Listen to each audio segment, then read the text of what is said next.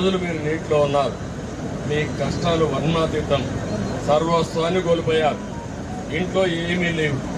9 10 గుంటలతో బయట వచ్చారు. ఇంట్లో ఉండే కుట్టు మిషన్లు ఉంటే అవి పోయినాయి. ఇంట్లో ఉండే వస్తువులు బట్టలు పోయినాయి, బీరువాలు పోయినాయి, ఇంట్లో ఉండే మంచాలు పోయినాయి, లేకపోతే మీ స్టవ్ పోయింది, అదే మరిగా వాషింగ్ మెషిన్లు పోయినాయి, ఇంకో పక్క ఫ్రిడ్జ్ పోయింది, ఇంకో పక్క ఫ్యాన్ ఉంటే ఫ్యాన్ పోయింది, ఒకటిగా టీవీలు పోయినాయి, ఇంకో పక్క స్కూటర్లు కానీ మోటార్ బైక్లు కానీ ఆటోలు ఉంటే అవి పోయినాయి. చిన్న చిన్న షాపులు ఉంటే చిన్న చిన్న షాపులు కూడా పూర్తిగా పోయే పరిస్థితికి వచ్చాయి. అన్నీ కూడా నీటి అయిపోయినాయి. ఇంకో పక్క చిన్న చిన్న పరిశ్రమలు పెట్టుకుంటే అవి కూడా పోయినాయి. ఆ విధంగా చిన్న పెద్ద తారతమ్యం లేకుండా అందరూ దెబ్బతిన్నారు. ఒకరిని కాదు. ఇంకో పక్క ఫస్ట్ ఫ్లోర్లో సెకండ్ ఫ్లోర్లో ఉండేవాళ్ళు బయట వచ్చే పరిస్థితి లేదు. వాళ్ళు ఇబ్బంది పడ్డారు. ఇవన్నీ నేను చూశాను. కానీ మీకు న్యాయం జరగాలి. అందుకే ప్రభుత్వానికి కూడా ఇబ్బందులు ఉన్నాయి. మీరు ఆ విషయం కూడా గుర్తుపెట్టుకోవాలి. 10.5 లక్షల కోట్ల రూపాయలు అప్పు చేసిపోయాడు. నేను అప్పటికినే అప్పు ఇచ్చేవాడు లేదు. ఇష్టానుసారంగా ఎక్కడికక్కడ దొరికింది ఇక్కడంతా అప్పులు చేసి దోచుకొని నిన్నే మీరు చూశారు. కడాన నాకు ఒక అనుమానం కూడా వచ్చే విధంగా చేశారు. ఏదైతే ప్రకాశం బ్యారేజ్ మీద 3 పడవలు వచ్చాయి. ఆ పడవలు ఎవరో లేరు. ఇప్పుడు కూడా వాళ్ళ కలర్లే ఉన్నాయి. ఎంత ఇప్పుడు అదే ఇప్పుడు మీరు అన్నట్టు వాళ్ళ ఆ పడవలు కూడా వదిలిపెడితే ఆ పడవలు అయితే ఒక్కొక్క పడవ 30 టన్నులు బరువు ఉంటుంది. అక్కడ ఏదైతే ఒక సపోర్టింగ్ కోసం బ్యాలెన్సింగ్ ఇది కడతాం, బీమ్ కట్టాం. ఆ సపోర్టింగ్ బీమ్ నుంచి కొట్టాయి. 11,20,000 క్యూసెక్స్ నీళ్లు వస్తూ ఉంటే ఆ స్పీడ్లో వచ్చి ప్రాజెక్టు గుద్దే పరిస్థితికి వచ్చింది. అదే కానీ కాలంను కొట్టుంటే ఆ కాలం కానీ ఇరిగిపోయి ఉంటే ప్రాజెక్టే వెళ్ళిపోయేది. 100 సంవత్సరాల కంటే ముందు కట్టిన ప్రాజెక్ట్ ఇది. ఏది బ్రిటిష్ వాళ్ళు కట్టిన ప్రాజెక్టు 1854లో వాళ్ళు కట్టారు. 1954 ఆ ప్రాంతంలో ప్రకాశం పంతులు గారు ఇది బాగా రిపేర్ అయ్యింది, ఇది పనిచేయదంటే మళ్ళీ ఒక బ్యారేజ్ పుండె బ్యారేజ్ ఆయన కట్టాడు. దానికి కూడా 70 ఏళ్ళు అయింది. 170 ఏళ్లకు మునుపు కట్టిన ప్రాజెక్టు ఈ ప్రాంత అభివృద్ధి కోసం పనిచేసే ప్రాజెక్ట్ని ఇండియాలో కొందరు నాకైతే తెలియదు. కానీ ఒకవేళ వాళ్ళకి బోట్స్ ఉంటే దాన్ని కాపాడుకోవాలి, ఇంట్లో కట్టేసుకోవాలా, లేకుంటే ఆ లంగర్లు వేసుకొని గట్టిగా నిలబెట్టుకోవాలా. ఆ లంగర్లు వేసుకొని నిలబెట్టకుండా అలాంటి బోట్లు ప్రాజెక్టు మీద పంపించారంటే ఏమనాలి నాకైతే అర్థం కాలేదు. ఇప్పుడు మా పనంతా ఒక పక్క వరదలపైన యుద్ధం చేయాలి, ఇంకో పక్క నేరస్తులపైన పోరాడాలి. కళ్ళు తెరిచి కళ్ళు మూసుకుంటే ఏం చేస్తారో తెలియదు వీళ్ళు. మీకు అన్యాయం చేయడం కోసం అన్ని విధాలా ప్రయత్నం చేస్తున్నారు. నేను మీకు న్యాయం చేయడం కోసం నేను ప్రయత్నం చేస్తామంటే మా ఆఫీసర్లు వచ్చి ఇంత కష్టపడతామంటే వాళ్ళు కూడా వచ్చి చేసిన పాపాలు కొంతవరకైనా కడుక్కునే విధంగా మీ దగ్గరికి రావాల్సింది. కనీసం బురదలో తిరిగితే కొంచెమైనా వాళ్ళు కూడా భగవంతుడు కరుణిస్తాడు. కానీ బురదలో వచ్చి రాకుండా ఎక్కడో బెంగళూరులో ఒకరు కూర్చొని మన మీద బురదేసే పరిస్థితికి వస్తున్నారు. ఇవి తలుచుకుంటే చాలా బాధేస్తుంది. ఇలాంటి వాళ్ళు కూడా రాజకీయాల్లో ఉన్నారా అని మొట్టమొదటిసారి చూస్తున్నా. 50 సంవత్సరాల తర్వాత 45 ఏళ్ళు చూశాను. ఎవ్వరు కూడా వీలైతే సహాయం చేసేవాళ్ళు, వీలు కాకపోతే నోరు మూసుకొని ఉండేవాళ్ళు. కానీ వీళ్ళు అడ్డం పడడం మాత్రం చాలా దుర్మార్గం. మీరు ఆ సాక్షి పేపర్ చూస్తూ ఉంటారు.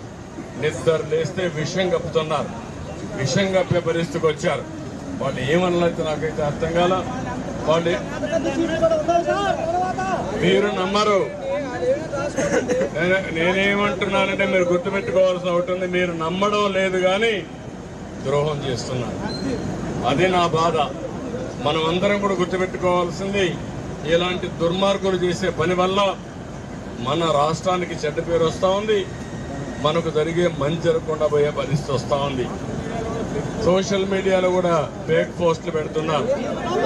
ఒకటినే కాకుండా మీరు నమ్మరు తమ్ముడు, కానీ వాళ్ళు చేసేది ఏ ఒక్కరో ఇద్దరిని నమ్మించి మోసం చేయాలని కుట్రలు చేస్తున్నారు. మనం అంతా పని చేయాలని మనం పోతున్నాం, వీళ్ళు కుట్రలు చేయాలని వీళ్ళు వస్తున్నారు. ఇప్పుడు మీ అందరికీ కూడా ఒకటి గుర్తుపెట్టుకోవాల్సిన అవసరం ఉంది. మీకు ఇవన్నీ అయిన తర్వాత ఇంతప్పుడు ఇవన్నీ అయిన తర్వాత మనందరికీ ఇంకా కొన్ని సవాళ్లు ఉన్నాయి. మీరందరూ కూడా తాత్కాలికంగా మీకు కొంచెం ఒకరిద్దరికి అందకపోయినా సకాలంలో ఈ పెద్ద యజ్ఞంలో కొన్ని చిన్న చిన్న సమస్యలు వస్తూ ఉంటాయి.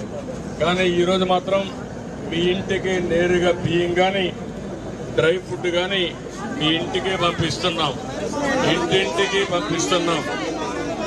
దాంట్లో ఏం కూడా అదే మా 20 వ్యాన్లు వచ్చాయి, ఇంటింటికి ఇస్తాం. రెండోది ఇది అయిన తర్వాత ఈ రోజు నుంచి మీ ఇండ్లన్నీ కూడా ఎన్యూమరేట్ చేయమంటున్నాను.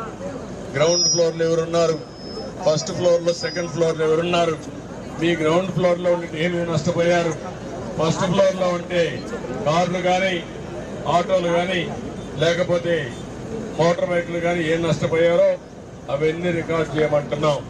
ఇంకో పక్క చిన్న చిన్న వ్యాపారం ఉన్నాయి, ఏదైతే తోపుడు బండ్లు ఉన్నాయి, ఇంకో కొన్ని చిన్న చిన్న కొట్లు ఉన్నాయి, కొన్ని వ్యాపార సంస్థలు ఉన్నాయి, చిన్నవి పెద్దవి ఉన్నాయి. వాళ్ళు నష్టపోయారు, వాళ్ళకు కూడా న్యాయం చేయాల్సిన అవసరం ఉంది.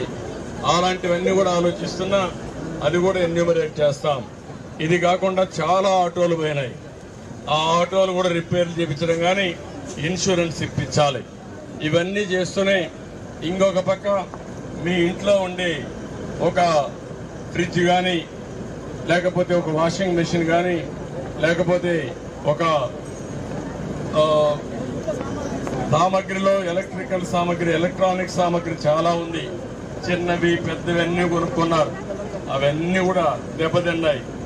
ఇవన్నీ కూడా రిపేర్ చేయడానికి అర్బన్ కంపెనీ అని ఒక కంపెనీ పెట్టి దాంట్లో మేము యాప్లో పెట్టి మీరు అది డౌన్లోడ్ చేసుకుంటే మీరు ఎవరు కావాలన్నా ఎలక్ట్రీషియన్ కావాలన్నా లేకపోతే ఒక కార్పెంటర్ కావాలన్నా లేకపోతే ఇంకొక ఏ వ్యక్తి కావాలన్నా వాళ్ళు పంపించే బాధ్యత తీసుకుంటాం.